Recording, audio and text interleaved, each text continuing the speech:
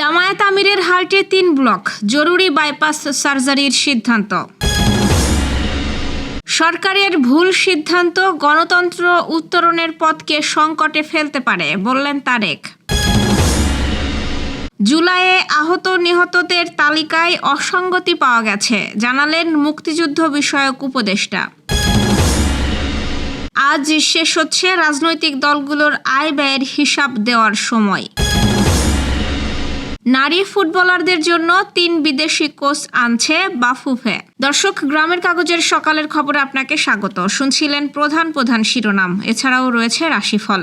এবার চলুন যাওয়া যাক মূল আয়োজনে। সম্প্রতি সোহরাওয়ার্দী উদ্যানের সমাবেশে অসুস্থ হয়ে পড়ে যাওয়া জামায়াত ইসলামীর আমির ডাক্তার শফিকুর রহমানের হার্টে 3টি ব্লক ধরা পড়েছে, যে কারণে দ্রুত তার বাইপাস সার্জারির সিদ্ধান্ত নিয়েছেন চিকিৎসকরা। বুধবার জামায়াত আমিরের পিএস মোহাম্মদ নজরুল ইসলাম এই তথ্য জানিয়েছেন। তিনি গণমাধ্যমকে বলেন, সোহরাওয়ার্দী উদ্যানে দলের জাতীয় সমাবেশে বক্তৃতাকালে হঠাৎ মঞ্চে পড়ে যাওয়ার পর তার বিভিন্ন পরীক্ষা নিরীক্ষা হয়েছে। বুধবার কার্ডিওলজিস্ট ডাক্তার মমিনুজ্জামানের অধীনে সম্পন্ন হওয়া এনজিওগ্রামে হার্টে 3টি মেজর ব্লক ধরা পড়ে। চিকিৎসকরা এনজিওপ্লাস্টি না করে বাইপাস সার্জারির পরামর্শ দিয়েছেন। নজরুল ইসলাম জানান, দলীয়ভাবে তাকে দেশের বাইরে পাঠানোর চিন্তা করা হচ্ছিল, কিন্তু তিনি এটি নাকচ করেছেন। জানিয়েছেন, দেশের চিকিৎসার প্রতি তার পূর্ণ আস্থা আছে, তাই দেশেই জরুরি ভিত্তিতে এখন তার বাইপাস করার সিদ্ধান্ত হয়েছে। ডাক্তার শফিকুর রহমান এবং তার পরিবার দেশবাসীর কাছে দোয়া চেয়েছেন বলেও জানিয়েছেন তার ব্যক্তিগত সহকারী। সরকারের যে কোনো ভুল সিদ্ধান্ত দেশের গণতন্ত্র উত্তরণের যাত্রাপথকে সংকটে ফেলতে পারে বলে হুঁশিয়ারি করেছেন বিএনপির ভারপ্রাপ্ত চেয়ারম্যান তারেক রহমান। ঢাকার আশুলিয়ায় দলের এক প্রতিবাদ সমাবেশে লন্ডন থেকে ভার্চুয়ালি যুক্ত হয়ে তিনি এই বিষয়ে কথা বলেন। তারেক বলেন, আমি অন্তর্বর্তীকালীন সরকারের প্রতি দৃষ্টি আকর্ষণ করে বলতে চাই, শত শহীদের রক্তের বিনিময়ে পরাজিত, পতিত, পালাতক, বিতাড়িত ফ্যাসিবাদী অপশক্তি রাষ্ট্র দুর্নীতিতে পুনর্বাসিত হওয়ার সুযোগ নিতে ওত পেতে রয়েছে। সরকারের যে কোনো ভুল সিদ্ধান্ত দেশে গণতন্ত্র উত্তরণের যাত্রাপথকে সংকটে ফেলে দিতে পারে। দেশে ফ্যাসিবাদ, উগ্রবাদ, চরমপন্থা মাথাচাড়া দিয়ে উঠতে পারে। কাজেই এ ব্যাপারে আমাদের সকলকে, বিশেষ করে অন্তর্বর্তীকালীন সরকারকে অত্যন্ত সতর্ক থাকতে হবে। জুলাই অভ্যুত্থানের সময় আশুলিয়া থানা সংলগ্ন মরদেহ পোড়ানোর স্থানে ঢাকা জেলা বিএনপির উদ্যোগে এই প্রতিবাদ সমাবেশ আয়োজন করা হয়। অন্তর্বর্তী সরকারের মুক্তিযুদ্ধ বিষয়ক উপদেষ্টা ফারুকী আজম বলেছেন, ইতোমধ্যে জুলাইয়ে আহত নিহতদের তালিকায় কিছু অসঙ্গতি পাওয়া গেছে। জুলাই আন্দোলনে সম্পৃক্ত না হয়েও যারা সে সময় মারা গেছে, এরকম অনেক নাম আমরা পেয়েছি, কিন্তু তাদের নাম জুলাই শহীদ হিসেবে অন্তর্ভুক্ত হয়েছে। সেগুলোকে অচিরেই আমরা গেজেট থেকে বাতিল করব। একইভাবে আমরা আহতদের ব্যাপারেও চেষ্টা করছি। ছোটদের মাসিক পত্রিকা মুগ্ধ জুলাইয়ের বিশেষ সংস্কার প্রকাশনা অনুষ্ঠানে যোগ দিয়ে তিনি এসব কথা বলেন। ফারুকী আজম বলেন, জুলাইয়ের স্মৃতি যাতে অম্লান থাকে, সরকার এ বিষয়ে কাজ করছে। জানুয়ারির মাঝামাঝি সময়ে আমরা স্বাস্থ্য মন্ত্রণালয় থেকে জুলাই শহীদদের একটি তালিকা পেয়েছি এবং এটাকে গেজেট করা হয়েছে। এটা অনেক গুরুত্ব দিয়ে আমরা বিবেচনায় নিয়েছি। তিনি বলেন, আমাদের কাছে দৃষ্টান্ত আছে 1971 সালের মুক্তিযোদ্ধাদের ব্যাপারে। আজকের 54 বছর হয়ে গেছে, কিন্তু এখনো পরিপূর্ণ তালিকা হয়নি, শহীদদেরও কোনো তালিকা হয়নি। 2005 সালে 535 শহীদের একটা তালিকা গেজেট আকারে প্রকাশ করা হয়েছে। এখনো পর্যন্ত ওটাই হলো শহীদের সংখ্যা। জুলাই শহীদ এবং যোদ্ধাদের সাথেও যাতে এরকম কিছু না হয়, সেই জন্য সতর্কতার সাথে আমরা এটা সম্পন্ন করেছি। জুলাইয়ে আহত এবং নিহতদের 2 তালিকায় আমরা সক্রিয়ভাবে যাচাই বাছাই করছি। এটা যাতে একেবারে পরিশুদ্ধ হয়, সেজন্য আমরা মন্ত্রণালয় এবং সমগ্র দেশের মাঠ পর্যায়ে প্রশাসন থেকে যাচাই বাছাই করে নিচ্ছি বলে উল্লেখ করেন মুক্তিযুদ্ধ বিষয়ক উপদেষ্টা।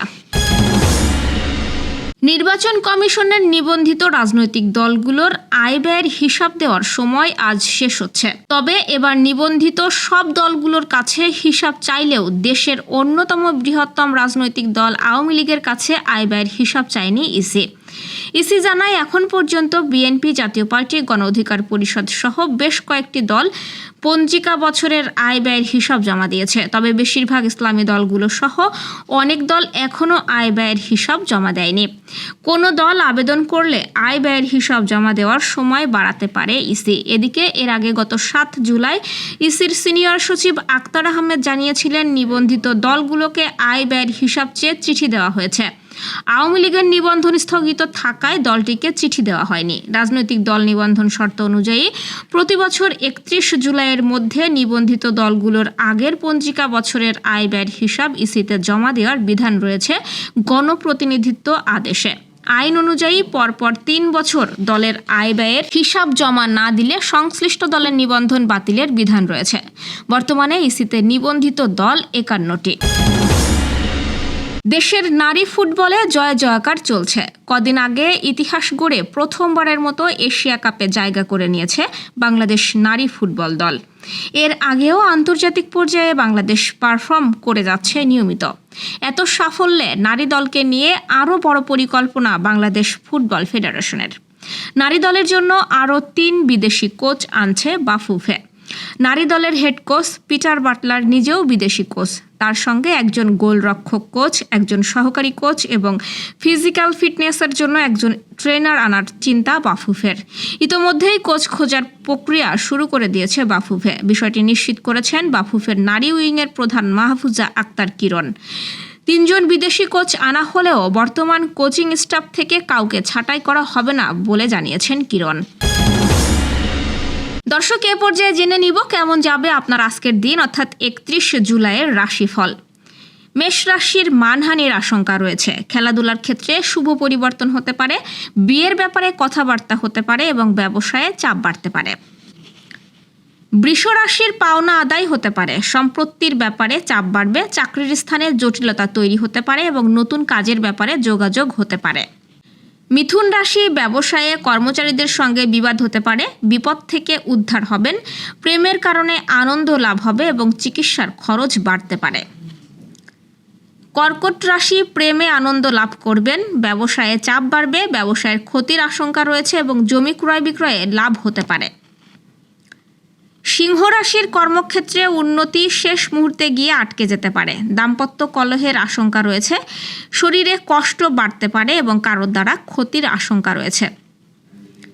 কন্যা রাশির ব্যয় বাড়তে পারে, আইনি কাজে উচ্চপদস্থ ব্যক্তির সাহায্য পাবেন, স্ত্রীর কোনো কাজ আপনাকে অবাক করবে এবং নিজের কাজের প্রতি গর্ববোধ হবে। তুলা রাশি ব্যবসায়ে বিবাদের আশঙ্কা রয়েছে, তবুও লাভ বাড়তে পারে, কৃষিকাজে সাফল্য পাবেন, বেশি কথা বলার ফলে ক্ষতি হতে পারে, বাড়তি উপার্জনের সম্ভাবনা রয়েছে। বৃশ্চিক রাশির প্রেমে বিবাদ হতে পারে, যা বিচ্ছেদ পর্যন্ত যেতে পারে, কর্মস্থানে উন্নতির সুযোগ আসতে পারে। ধনু রাশির প্রতিবেশীদের জন্য সম্মানহানি হতে পারে, বাড়ির লোকের কাছ থেকে দুঃখ পেতে পারেন, শত্রুপক্ষের সঙ্গে আপোষ করে কাজ উদ্ধার করতে হবে। মকর রাশির কর্মক্ষেত্রে উন্নতির সম্ভাবনা রয়েছে, শত্রুদের থেকে সাবধান থাকুন, কোনো আশা নষ্ট হতে পারে। সম্পত্তির ব্যাপারে চিন্তা বাড়বে এবং সন্তানের ব্যাপারে চিন্তা বৃদ্ধি পেতে পারে। কুম্ভ রাশির বাড়িতে বিবাদ হতে পারে, ব্যবসার ক্ষেত্রে ভালো কিছু ঘটতে পারে, চাকরির স্থানে উন্নতির সম্ভাবনা রয়েছে এবং লটারি থেকে আয় হতে পারে।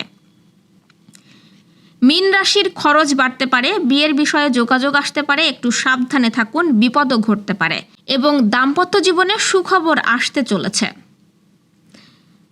এই ছিল এখনকার আয়োজন। আগামীকাল ঠিক একই সময়ে সকালের খবর ও আপনার রাশিফল দেখতে ও জানতে চোখ রাখুন গ্রামের কাগজের ইউটিউব চ্যানেল ও ফেসবুক পেজে। আর প্রতিদিনের খবরের আপডেট পেতে গ্রামের কাগজের ইউটিউব চ্যানেল সাবস্ক্রাইব এবং ফেসবুক পেজ ফলো করে রাখতে ভুলবেন না। আমাদের পরবর্তী খবর দেখুন বিকাল 3টায়। শুভ বিদায়।